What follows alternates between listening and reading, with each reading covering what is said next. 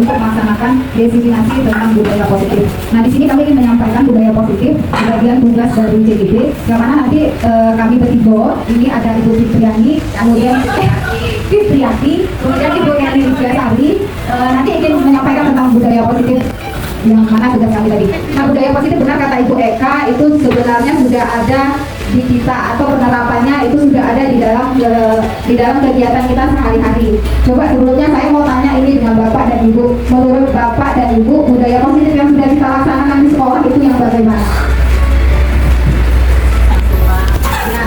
Benar kata Ibu Nurul, itu Saksipa adalah salah satu bentuk budaya positif. Masih banyak lagi kegiatan-kegiatan di sekolah yang ada dampaknya ke budaya positif. Nah, budaya positif ini kami terapkan atau kami bagi itu sebenarnya untuk membentuk disiplin anak. Nah, selama ini anak itu ke sekolah motivasinya hanya berupa hukuman atau motivasinya disuruh orang tua. Nah, sementara kenapa budaya positif ini mau saya terapkan?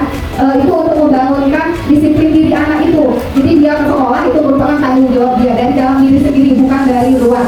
Nah, di budaya positif ini salah satunya itu ada konsep inti dari budaya positif apa saja, yaitu satu, perubahan paradigma belajar, kemudian disiplin positif, nilai-nilai kebajikan, kebudayaan dasar, kebutuhan dasar manusia, motivasi perilaku manusia, kemudian posisi kontrol guru, keyakinan kelas, dan segitiga restitusi.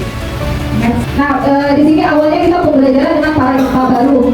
Mungkin paradigma baru ini merupakan pembelajaran yang dirancang berdasarkan prinsip pembelajaran berdiferensiasi, sehingga para peserta didik itu belajar sesuai dengan kebutuhannya, berdasarkan tahap perkembangan sesuai dengan teori psikologi kompleks untuk mewujudkan profil belajar Pancasila. Kenapa harus paradigma baru? Pembelajaran kita dulu zaman kita itu beda dengan paradigma di sekarang. Murid dulu itu dituntut tidak apa-apa Kak, dikasih hukuman tidak apa-apa. Tapi kalau di paradigma yang baru itu kita tidak boleh, sebagai guru kita tidak boleh memberikan hukuman. Itu dilarang sekali karena itu tidak mencerminkan profil belajar Pancasila. Yang kedua itu disiplin positif. Disiplin itu berasal dari kata disiplina yang artinya belajar. Disiplin mengacu pada disiplin diri yang memiliki tanggung jawab terhadap apa yang dilakukannya berdasarkan nilai-nilai yang diyakini. Nah, di sini kita sebagai pendidik punya tujuan kenapa harus adanya disiplin diri, yaitu menciptakan peserta didik yang memiliki disiplin diri sehingga mereka berperilaku mengacu kepada nilai-nilai kebajikan universal dan memiliki motivasi intrinsik dalam perubahan perilaku ke arah yang lebih baik. Nah, di sini yang penting itu disiplin diri dari diri anak itu sendiri, memotivasi anak itu sendiri. Kalau ditanya nak apa ke sekolah, mau belajar, nah belajar itu harus dari dalam dirinya sendiri. Sekarang, zaman sekarang, anak ke sekolah itu cuma butuh duit jajan bebas. Kalau ditanya ilmunya ada yang dapat dari sekolah, itu tidak ada. Nah, itu kurangnya disiplin diri. Nah, ini ada hukuman, ada konsekuensi, ada restitusi. Coba kita berpikir di dalam diri sendiri sebagai guru, kita di posisi yang mana?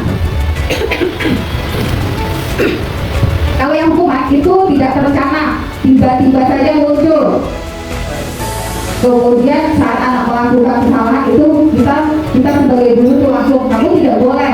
Nah, sementara itu sekarang di paradigma baru itu tidak boleh, hukuman tidak boleh diberikan.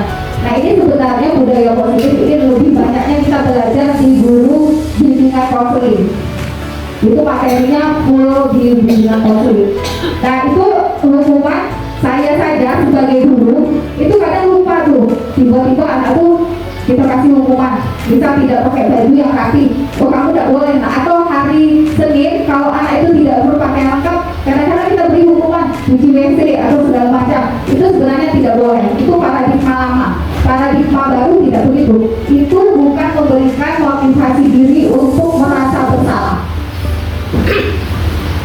Nah, sebenarnya hukuman itu terjadi secara tiba-tiba. Sekarang timbul pertanyaan, Bu, anak itu kalau tidak diberikan hukuman, anak itu tidak akan merasa bersalah, ya tidak? Atau tidak merasa bertanggung jawab? Pasti begitu. Anak tidak tahu kalau dia itu salah kalau tidak diberi hukuman. Sementara di paradigma yang baru itu hukuman tidak boleh, tapi diberi konsekuensi. Konsekuensinya dalam bentuk apa? Konsekuensinya tidak boleh dalam bentuk penghargaan, itu tidak boleh. Nah, kalau sekarang konsekuensinya misalnya anak itu tidak pakai bajunya tidak rapi, konsekuensinya biar anak itu sendiri yang memutuskan, Bu kami tegak satu kaki Bu, boleh tidak itu? Nah itu juga tidak boleh. Bolehnya bagaimana? Menghafalkan sila-sila Pancasila, itu mencerminkan dia memasuki profil pelajar Pancasila. Yang kemudian restitusi nanti akan dibahas di Ibu Fitri yang lebih jelasnya, yaitu proses menciptakan kondisi bagi murid untuk memperbaiki kesalahan. Proses kolaborasi yang mengajarkan murid untuk mencapai solusi sendiri. Jadi anak-anak bersalah itu harus mencari solusi. Siapa yang cari? Anak itu sendiri. Terima kasih.